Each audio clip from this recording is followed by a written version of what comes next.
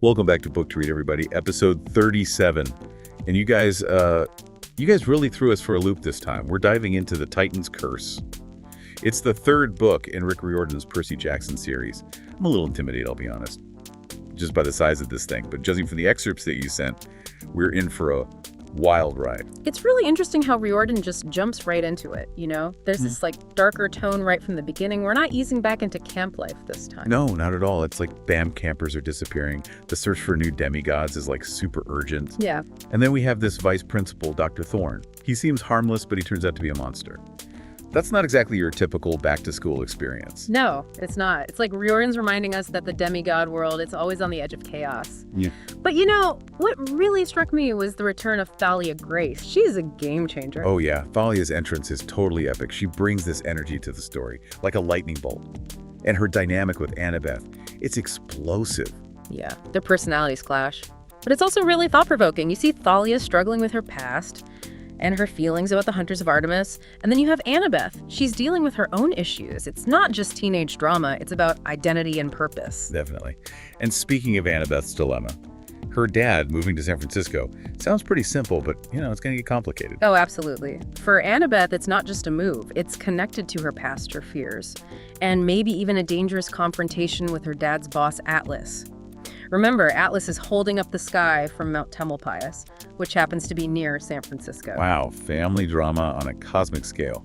Okay, before we get to Atlas and his sky-holding duties, can we talk about the Hunters of Artemis? They're like this elite group of warrior women. They're so independent and devoted to Artemis. It's like they're a different kind of demigod.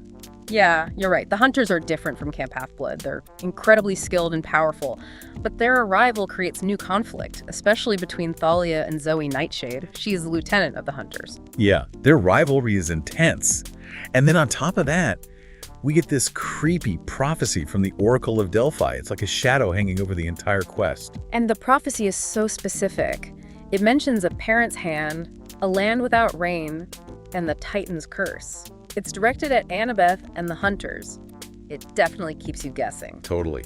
And then to make things even more intense, we have Percy's dream. It's not just a nightmare. It's like a vision, a warning about Annabeth. It's like we're seeing Percy's deepest fears. Dreams are never just dreams in this world, are they? They're like part of the story. They foreshadow events. And then everything changes the capture of Artemis. It's such a shock. The Manticore attack the alliance with the mortals. And those villains, the General and Dr. Thorne, it's a lot to keep track of. I know. Sometimes I wish there was a way to organize all the characters and plot twists. You know what? This is the perfect time to talk about Bookspace. Oh yeah, Bookspace. It's been a lifesaver for me, especially with complex books like The Titan's Curse. It's amazing for keeping track of everything. You can create character profiles, map locations, even save your favorite quotes. You can connect with other readers and discuss theories. Exactly. It's so helpful for a series like Percy Jackson with so many interconnected characters and storylines. Having that organization just makes the reading experience so much better. It's like having your own personal demigod guide. Okay, back to the book. So Artemis is captured, the divine world is in chaos, and that's where the quest begins. And what a quest it is. The team is this mix of hunters and campers, and there's so much tension, especially between Zoe and Percy. She doesn't want him there, she's suspicious, and you can tell there's some history between them. Oh, the tension is thick. And I love how Percy uses his powers to eavesdrop on Zoe and Bianca. He's so curious, sometimes a little sneaky. Yeah, it's a clever way for Riordan to give us some backstory and make Zoe's past even more mysterious. Plus, it reminds us that even heroes eavesdrop sometimes, especially when the stakes are high. Okay, so the quest team sets out. They travel across the country, and of course they encounter all kinds of monsters and gods, even Apollo and the Sun Chariot. It's a classic quest story.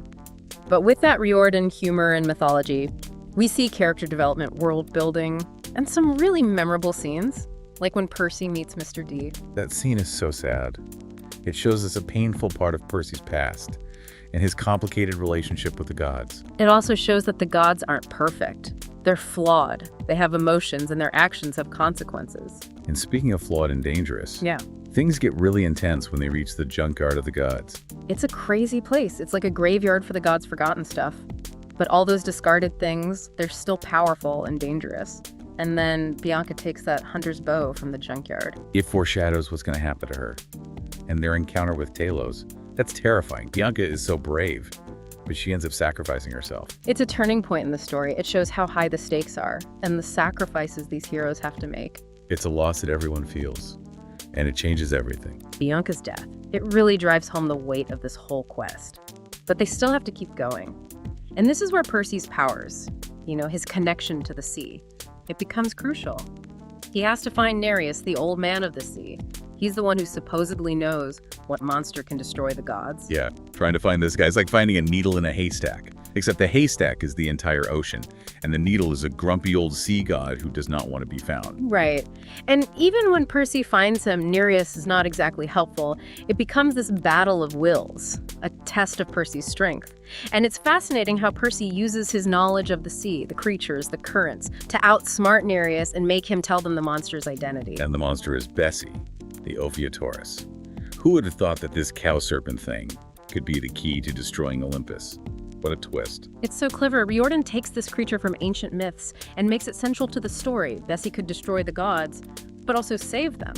And the fact that Bessie trusts Percy seeks him out, it just adds another layer to Percy's journey. Yeah, it's like he's not just a demigod anymore, he's a protector. And they're racing against time to reach Mount Tamalpais, which sounds like a disaster waiting to happen. Mount Tam, it becomes a central point in the story where all these myths and dangers come together. You have the Garden of the Hesperides, it's beautiful, but it's guarded by Ladon, this multi-headed dragon. It's tempting and dangerous. A real test for the heroes. And this is where Zoe makes her sacrifice. It's a heartbreaking scene. She knows she can't beat Ladon, but she faces him anyway to give her friends time to escape. It shows her loyalty and her love for Artemis. Zoe's death, it's tragic, but it's also a moment of redemption. She overcomes her prejudices and dies a hero protecting the people she cares about.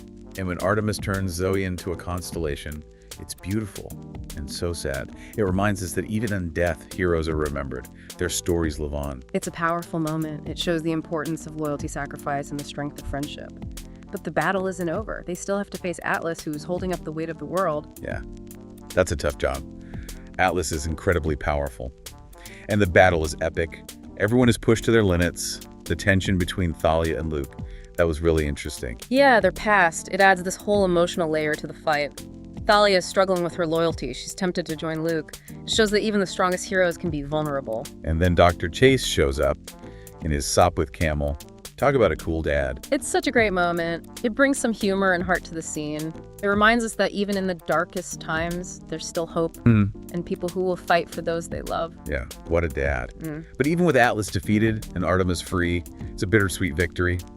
Zoe is gone, Artemis is hurt, and Kronos is still out there. The aftermath of the battle is heavy. There's a sense of loss, and the fact that Luke is still alive, it's a reminder that the war is far from over. It's not the happy ending I was hoping for. Yeah. And then we see Nico. He's completely devastated by Bianca's death. His grief is so raw, and it manifests in this terrifying way. When Nico summons those skeleton warriors, it shows the danger of uncontrolled power, the destructive nature of grief and anger. Even in victory, there can be tragedy. It's a really powerful moment. Yeah. But then we get this glimmer of hope. Grover hears Pan's voice. No, it's like a light in the darkness, Pan. The lost god of the wild. Could this be the turning point? It's a cliffhanger that leaves you wanting more. What does Pan's return mean for the demigods and the fight against Kronos? Exhausted. Just thinking about everything that happened in this book. How about you? It's definitely intense. There's so much going on in the Titan's Curse. It's action-packed, emotional, and full of surprises, but I think that's what we love about Riordan's writing. Yeah, it's like a roller coaster you can't get off. Yeah. But let's try to break it down a little. What were some of the big themes or ideas that stood out to you? What really resonated? Well, one thing that really struck me was how the threat of Kronos, it feels so much more real in this book. He's not just this distant evil anymore. He's actively involved. He's gathering his forces, and it creates this incredible sense of urgency, like a ticking time bomb. Right? It's not just about quests and fighting monsters anymore. The stakes are huge. The fate of the world is literally on the line. And these demigods, they have to deal with that responsibility. It's a lot to ask, especially of teenagers. Exactly. And that's what makes their journey so powerful. They're not just fighting for themselves, they're fighting for everyone they love, and they have to face their fears. Make really tough choices. And their friendship, their loyalty to each other. Yeah. It's what keeps them going. They support each other. They rely on each other. And they're willing to sacrifice everything. It's a powerful reminder of what true friendship can be. I completely agree. Those bonds are tested so many times. But in the end, they're what give Percy and Annabeth and Grover and Thalia the strength to keep fighting, to overcome these impossible odds. It shows the power of human connection, even in a world of gods and monsters. It makes you think, what would you do if you were Percy? Faced with these impossible choices, knowing the fate of the world is in your hands, would you even want to be a demigod, knowing all the danger? It's a question that stays with you, even after you finish the book. It's a world of adventure, but also immense responsibility. It makes you appreciate the courage of these characters. So what do you think is the biggest takeaway from the Titan's Curse? What do you think will stay with readers the most? I think it's about finding your strength, even when you feel weak. It's about standing up for what you believe in, even when it seems impossible. And it's about the power of love and friendship to help us through the darkest times. That's a great way to put it. And if you want to talk more about the Titan's Curse, share your thoughts and theories. Come join us on Bookspace. It's a great community for book lovers. It's the perfect place to discuss all the big questions and connect with other fans who love the Percy Jackson world. And with that, we'll leave you to think about the mysteries of the Titan's Curse. Until next time, happy reading.